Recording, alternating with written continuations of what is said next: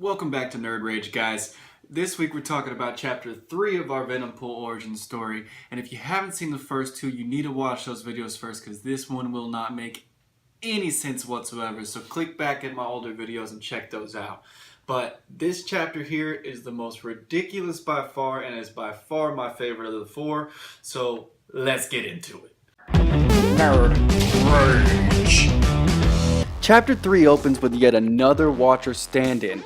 This one's name is Harry Springer, a TV show host, an obvious parody of Jerry Springer. It's 2001 now, another 8 years after Chapter 2, and we're on the set of Harry's TV show with Venompool, the Beyonder, and a woman we've yet to see. VP, sobbing into his Kleenex, tells us it's been 16 years that he's been in this loveless and abusive relationship with the Beyonder, and Harry tells him, "Your boogers are a testament of the pain he has inflicted on you." Then Harry introduces us to Carnage Crow, who says, "I am living death. I am twisted hair and broken hearts." Harry tells us what we have here is a classic three-way love triangle. VP says he doesn't got that quite right.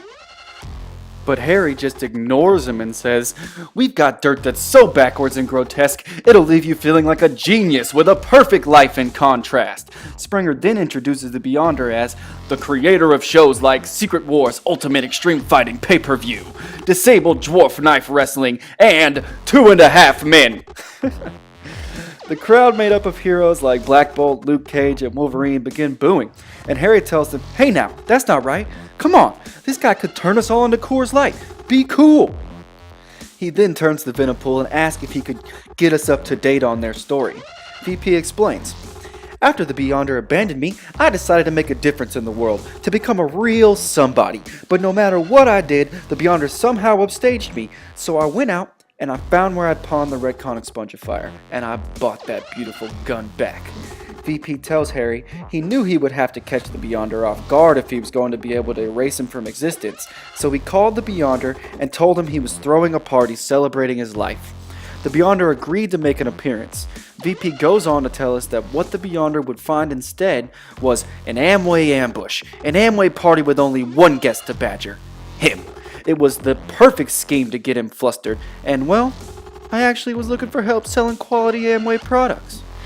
But the Beyonder wasn't fooled. He brought Carnage Crow, who VP tells us is his greatest arch-enemy. At this point, the Beyonder tells VP, "You're outclassed, Wade. You should have just left well enough alone." Venompool screams, "Do you know what she put me through? Carnage Crow killed my great secret uncle Buffalo Hopscotch. She blew up the laboratory where I worked for years to create diarrhea retardant Alestra, and she left an upper decker at my country time birthday hoedown. Everyone thought I left a stinker." Wait. Hold on. I'm sorry. What? Carnage Crow replies, Yep, I burned you, boy. You got all up in my face, thought you could get rid of old me, but you can't get rid of old Carnage Crow. I'm like a disease." Venompool snaps back. "Stupid people need to create unnecessary dramas that offers the illusion that big weighty things are happening, but they aren't. You're just a deluded loser with an obsession."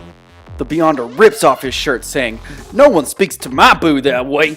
Carnage Crow says, "That's right, I'm with the Beyonder now. You gotta respect me, different." VP retorts, "Respect you? Why?" Then Carnage Crow drops the nuke. "I'm pregnant," she says. The crowd reacts, "Oh, oh, oh." Harry Springer asks an audience member for his reaction. He says, "My words done go to this lady what did just announce herself to have an impure demon baby a stewing in her gullet. God ain't all about no cosmic deity and alien trailer trash having no procreating. God will punish you. Also, wanted to see maybe you and me could go to the Chuck E. Cheese for pizza and skeet ball later." Carnage Crow leaps at the man, shrieking, "You will have all the pizza and skeet ball you desire in hell!" And she rips his head off, blood splattering Harry Springer. Carnage Crow smiles and says, "Anyone else have a comment?" Venompool falls to his knees, blubbering, "Pregnant? With his baby? I guess I always thought we'd get back together." Carnage Crow says, "Come on, Stanky. You ain't even know the whole story yet." Springer jumps up, interrupting Carnage Crow, saying, "Wait! Save the reveal till after the break." Just then, with a huge What? The TV show set is destroyed, and an unknown voice says, I wait for no sponsor break. Then we see Galactus screaming, Behold, Galactus is the baby daddy. My revenge is finally complete, Beyonder. VP is in disbelief, and the Beyonder, ripping off his undershirt now, screams, No, it can't be, not him. Beyonder grabs a chair and lunges at Galactus, screaming, Home-wrecking monster! Let us solve our differences with fist! Then we cut to an image of the Earth and Moon with our narrator / TV show host telling us, and they did, but they possess power too hot for existence, and they destroyed the Earth. After the break, my transsexual bridezilla's moved her lover into our camper van in space. That's it for chapter 3, guys. Join us next week for chapter 4, and as always, hit that like button, subscribe to my channel for all my future videos, and comment below. I will reply to every comment. Maybe. Peace.